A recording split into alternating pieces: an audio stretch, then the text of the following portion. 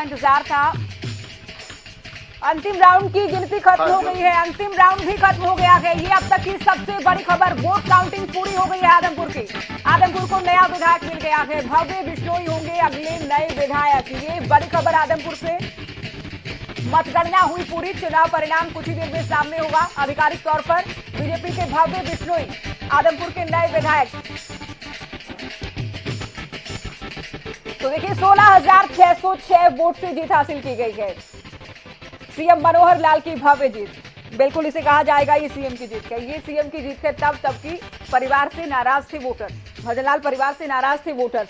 भव्य को लेकर बार बार कहा गया कि भव्य आते ही नहीं है, कुलदीप विधानसभा नहीं जाते, सांसद बनाए तो संसद नहीं गए, आवाज नहीं उठाई, मुद्दे नहीं उठाए, लेकिन फिर उसके बावजूद भी जीत जाना, उसके बावजूद भी जीत हासिल कर लेना, वो भी 16,000 वोट से, ये काबिले तारीफ है। यहाँ सीएम की तारीफ करनी होगी। तो सीएम की नीतियों पर मुहर लगी है, सीएम के 8 साल के कामकाज पर मुहर लगी है, सीएम की छवि पर मुहर लगी है, सीएम के हरियाणा एक हरियाणवी एक भ्रष्टाचार मुक्त प्रशासन पर मुहर लगी है।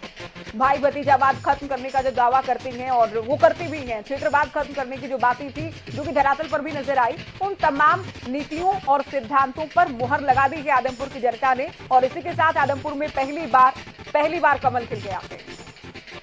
तो बड़ी खबर आपको बता रहे, आदमपुर में पहली बार खिला कमल। 16,606 ये आंकड़ा देखिए, ये भव्य बिश्नोई की जीत का आंकड़ा, ये सीएम की जीत के तौर पर भी इसे देखा जाए।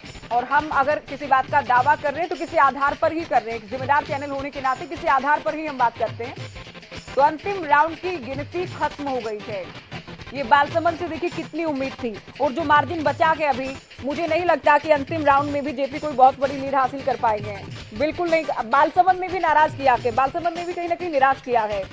बालसमंद में भी देखेंगे अब की क्या त्रिकोणीय वहां वोट हुआ, क्या बीजेपी को वोट चला गया, क्या सीएम के नाम पर बीजेपी उम्मीदवार को वोट चला गया, ये भी अभी देखना होगा। तो देखिए उसका तो विश्लेषण होगा ही, लेकिन भव्य बिश्नोई आदमपुर के नए विधायक होंगे। पहली बार कमल खिला के सीएम को हरियाणा न्यूज भी बधाई देता है इस उपलब्धि के लिए।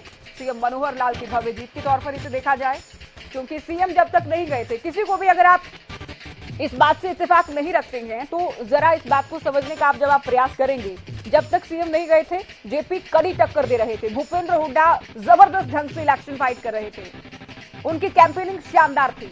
भूपेंद्र हुड्डा, दीपेंद्र हुड्डा, उदय भान, चूंकि हम एक तरफा बात नहीं कर सकते, हम एक तरफा बात करेंगे भी नहीं, लेकिन जैसे ही सीएम मैदान में आते हैं, सीएम की ओर से दूसरे हलकों से कुछ बड़े नेताओं की जिम्मेदारी लगाई जाती है, वो भी जैसे ही जिम्मेदारी संभालते हैं उसके बाद पूरी तस्वीर बदलती नजर आती है। हुआ क्या क्या था, सीएम की ओर से युवाओं से संवाद किया गया। युवा कहीं ना कहीं जो राजनीति है, चुनावी राजनीति है, उसको डायरेक्शन देने का काम करते हैं, तो उसके बाद भी बड़ा बदलाव आया। सीएम ने रैली की, उससे भी बदलाव आया। कुछ बड़े नेता जिनकी जिम्मेदारी लगाई गई थी, उनके मैदान में आने से भी एक बड़ा उलटफेर होता नजर आया, क्योंकि दीपावली से पहले 28-29 तारीख तक तो जेपी भी जीतने की कंडीशन में नजर आ रहे थे, जयप्रकाश जीतने की स्थिति में भी नजर आ रहे थे, या फिर कड़ा मुकाबला था, या फिर बहुत बहुत कम वोट से भव्य जीत सकते थे। चलिए, कैबिनेट मंत्री मूलचंद शर्मा हमारे साथ फिर से जुड़ गए हैं। बहुत बहुत बधाई आपको, पहली बार कमल खिला आदमपुर में। मूलचंद शर्मा जी, आवाज मिल रही है आपको?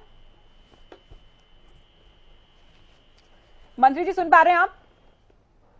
चलिए इनसे फिर से जुड़ने का प्रयास करेंगे। मूलचंद शर्मा जी से हम जुड़ेंगे, क्योंकि इनसे बात करना इसलिए भी जरूरी हो जाता है कि चूंकि छठे या सातवें राउंड के बाद एक बार हमसे जुड़े थे, इनका दावा था कि हाँ हम जीतेंगे और अच्छे मार्जिन से जीतेंगे।